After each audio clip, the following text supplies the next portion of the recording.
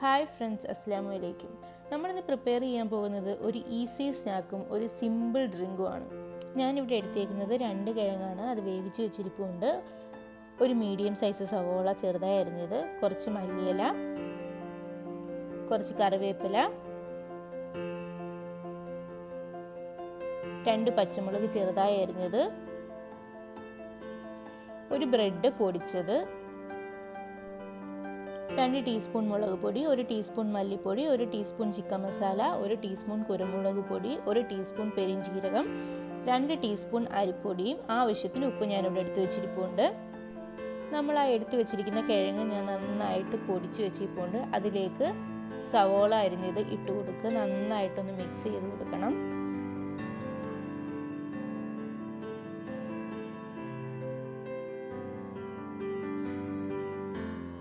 അതിലേക്ക് നമ്മൾ എടുത്തു വെച്ചിരിക്കുന്ന പച്ചമുളകും മല്ലിയിലയും കറിവേപ്പിലയും കൂടി ഇട്ട് കൊടുക്കാം.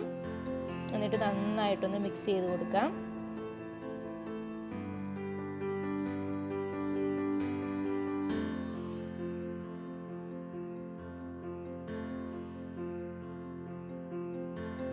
ഇനി നമ്മൾ എടുത്തു വെച്ച മസാലപ്പൊടിയെല്ലാം ഇട്ട് കൊടുത്തിട്ട് നന്നായിട്ട് ഒന്ന് മിക്സ് ചെയ്ത് കൊടുക്കണം. ആവശ്യത്തിന് ഉപ്പ് കൂടി ഇട്ട് കൊടുക്കണം. ഇനി നമ്മൾ നേരത്തെ എടുത്തു വെച്ച ബ്രെഡ് പൊടി അതിലേക്ക് ഇട്ട് കൊടുത്ത് നന്നായിട്ട് മിക്സ് ചെയ്ത് കൊടുക്കണം. ഇനി നമുക്കതിലേക്ക് 2 ടീസ്പൂൺ അരിപ്പൊടി കൂടി ഇട്ട് കൊടുക്കാം. നമ്മൾ ഫ്രൈ ചെയ്യുമ്പോൾ നല്ല ക്രിസ്പി ആയിട്ട് കിട്ടാൻ വേണ്ടിയാണ്. എന്നിട്ട് നന്നായിട്ട് കുഴച്ച് കൊടുക്കണം.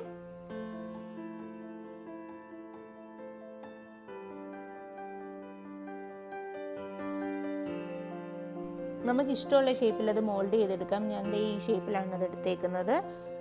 എന്നിട്ട് നമുക്കതൊന്ന് ബ്രെഡ് ക്രംസിൽ ഡിപ്പ് ചെയ്ത് കൊടുക്കാം. നിങ്ങൾക്ക് ആവശ്യമുണ്ടെങ്കിൽ മുട്ട യൂസ് ചെയ്തിട്ട് ബ്രെഡ് ക്രംസിൽ ഡിപ്പ് ചെയ്താൽ മതി. മുട്ട വേണമെങ്കിൽ നമുക്ക് യൂസ് ചെയ്യാം. അങ്ങനെ എല്ലാം നമുക്കത് ചെയ്തെടുക്കാം.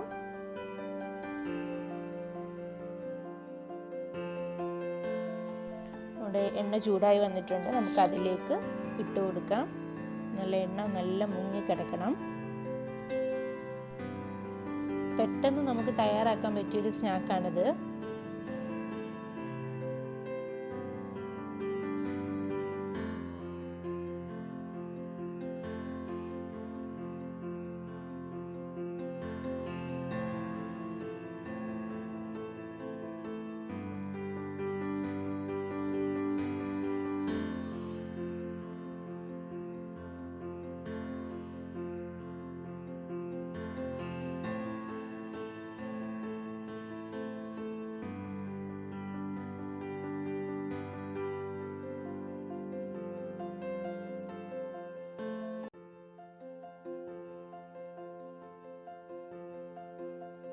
ഇപ്പോൾ നമ്മുടെ ടേസ്റ്റി സ്നാക്ക് ഇവിടെ റെഡി ആയിട്ടുണ്ട്.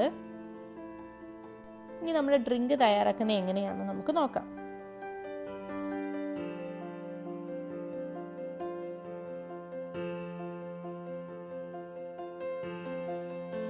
ഒരു ജാർ എടുത്ത് വെച്ചിട്ട് ഒരു കുഞ്ഞു പീസ് ഇഞ്ചി അതിലേക്ക് ഇടുക. 3 ഏലക്ക, 2 നാരങ്ങയുടെ ജ്യൂസാണ് ഞാൻ അതിലേക്ക് ഒഴിച്ചത്. നിങ്ങൾക്ക് ആവശ്യമായിട്ടുള്ള വെള്ളം, ഞാനിവിടെ 2 ഗ്ലാസ് വെള്ളമാണ് ഒഴിച്ചേക്കുന്നത്. എന്നിട്ട് ആവശ്യത്തിന് പഞ്ചസാരയും കൂടി ഇടുക. എന്നിട്ട് നന്നായിട്ട് മിക്സിയിലൊന്ന് അടിച്ചെടുക്കുക. ഇത് വാട്ടർമെലൺ ജ്യൂസ് ആക്കി ഐസ് ക്യൂബ്സ് ആക്കി വെച്ചിരിക്കുന്നതാണ്. ഇതിലേക്ക് നമ്മളുടെ ലെമൺ ജ്യൂസ് ഒഴിച്ചു കൊടുക്കുക. കുറച്ച് കശുവച്ച് ഇട്ട് കൊടുക്കുക. ഈ വാട്ടർമെലൻ്റെ ഐസ് ക്യൂബ്സ് കൂടി ഇട്ട് കൊടുക്കുക.